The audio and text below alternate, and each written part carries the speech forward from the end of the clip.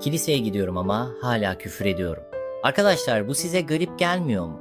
Eğer İsa'ya inanan birinin ağzından başkalarını yıkan ve öldüren sözler çıkıyorsa bu sadece bir alışkanlık meselesi değildir.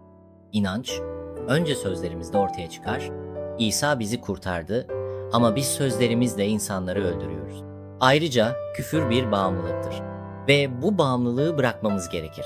Elimden bir şey gelmiyor diye bir şey yok. Bu bir kararlılık meselesidir.